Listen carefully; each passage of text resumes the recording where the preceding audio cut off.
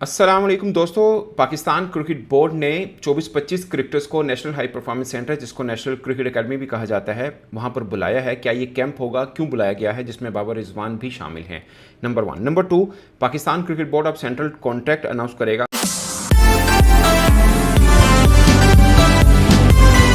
अस्सलाम वालेकुम दोस्तों। पाकिस्तान क्रिकेट बोर्ड ने 24-25 क्रिकेटर्स को नेशनल हाई परफॉर्मेंस सेंटर, जिसको नेशनल क्रिकेट एकेडमी भी कहा जाता है, वहां पर बुलाया है। क्या ये कैंप होगा, क्यों बुलाया गया है, जिसमें बाबर रिजवान भी शामिल हैं? Number 1। Number 2, Pakistan cricket board अब सेंट्रल कॉन्ट्रैक्ट अनाउंस करेगा। पाकिस्तानी क्रिकेटर्स का सेंट्रल कॉन्ट्रैक्ट हम सब जानते हैं कि मंथली सैलरी होती है एक्चुअली में।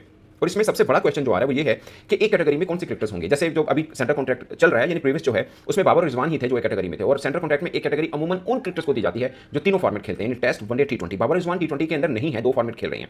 और अब एक कैटेगरी में जिस फार्मूला को देखा जाए तो सिर्फ एक सलमान आगा हैं जो पूरा उतरते हैं। वो वनडे, टेस्ट, टी20 तीनों टीमों में खेल रहे हैं। नसीम शाह भी आप टू सम एक्सटेंट कह सकते हैं, मगर वो टी20 में रेगुलर नहीं है, अच्छा भी टीम का हिस्सा जरूर थे। तो इस फार्मूले के ऊपर जाया जाए तो कोई पाकिस्तानी क्रिकेटर यूं सामने आ नहीं रहा जिसके बारे में कहा जाए कि ये तो एक कैटेगरी में होंगे। बाकी बीसी लेवल का देख लें। मैं आपको प्रीवियस जो सेंट्रल कॉन्ट्रैक्ट जो अभी करंटली चल रहा है, लास्ट मंथ है इसका, ये मैं आपको बता देता हूं कि इसमें कौन कौन से क्रिकेटर किस कैटेगरी में है। इनमें से काफी क्रिकेटर्स की कैटेगरी चेंज होने वाली है। 5 क्रिकेटर ऐसे थे जिनको पहली दफा दिया गया था। जो लास्ट सेंट्रल कॉन्ट्रैक्ट हमारा था उसमें खुरम शहजाद थे, मोहम्मद अब्बास अफरीदी थे, मोहम्मद अली थे, इरफान नियाजी थे, उस्मान खान थे। ये 5 क्रिकेटर्स इनको फर्स्ट टाइम दिया गया था। इन 5 में कम से कम 2-3 तो शायद नहीं हो। खुरम शहजाद होगा, अब्बास अफरीदी होगा, इरफान नियाजी भी होंगे, डी कैटेगरी में डाल देंगे, मगर 2 क्रिकेटर मोहम्मद अली और उस्मान खान के ऊपर क्वेश्चन मार्क जरूर रहेगा, शायद उनको इस बार ना दिया जाए। मैं कैंप के बारे में बताऊंगा। ये 24-25 क्रिकेटर बुलाए गए, इनको बेसिकली क्यों बुलाया गया, मगर पहले सेंट्रल कॉन्ट्रैक्ट पे आते हैं। कैटेगरी ए में अभी तक जो चल रहे थे सिर्फ 2 क्रिकेटर्स थे, बाबर और रिजवान।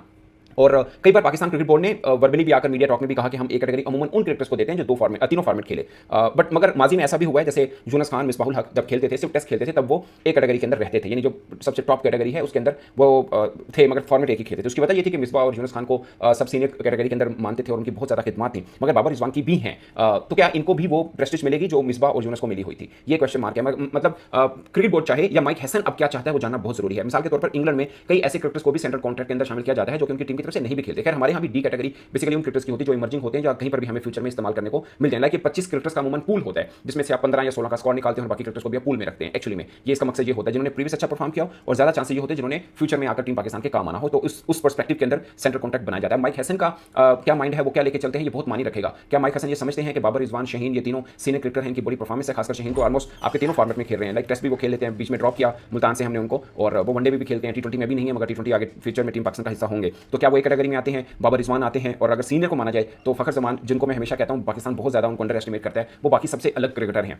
उनकी अब उठाकर देखें man of the match performances या इंपैक्ट परफॉर्मेंसेस, वो किसी की भी नहीं। मिसाल के तौर पर पीएसएल में सबसे ज्यादा मैन ऑफ द मैच फखर जमान के हैं, तो हम उनको वो वेटेज नहीं देते जो बाकी बाबर रिजवान या शाहीन वगैरह को देते हैं। शायद ये उनके बराबर का कदर रखते हैं, टू सम एक्सटेंट इनसे बढ़ के भी रखते हैं, मगर हम उनको वो वाली वेटेज देते नहीं है। बी कैटेगरी में अभी तक जो पाकिस्तान के हैं वो नसीम शाह हैं, शाहीन शाह अफरीदी हैं, शान मसूद हैं। Shan I don't think so B category में भी फॉल करें, नसीम और शाहीन कर सकते हैं। तो बी कैटेगरी के अंदर मोस्ट प्रोबेबली अगर सलमान आगा ए में नहीं आते, वैसे तो उनको ए मिलना चाहिए, अगर ए में नहीं आते तो वो बी में आएंगे। बट मुझे लगता है कि एक क्रिकेटर जो विजिबली एक कैटेगरी में फॉल कर रहा है वो सलमान अली आगा है। टी20 का कप्तान है, वनडे भी खेल रहे हैं, टेस्ट भी खेल रहे हैं, तीनों में अच्छा परफॉर्म कर रहे हैं, तो मुझे लगता है वो एक कैटेगरी में आएंगे। अगर यहाँ पर बी कैटेगरी में शान मसूद की जगह पे किसी और को लाना हुआ, वैसे तो वो टेस्ट के कप्तान है एट द मोमेंट, कल चेंज हो जाए, नो वन नोस, तो आप यहाँ पे फखर जमान को ला सकते हैं। अब सी कैटेगरी में देखें, अब्दुल्ला शफीक, अबरार अहमद, हारिस रऊफ, नुमान अली, साइम अयूब, साजिद खान, सलमान अली आगा, सऊद शकील, शदाब खान। इसमें से सलमान अली आगा ही हैं जो अपग्रेड होंगे। बाकी मुझे लगता है कि हारिस रऊफ को खैर सी से तो नीचे नहीं कराएंगे।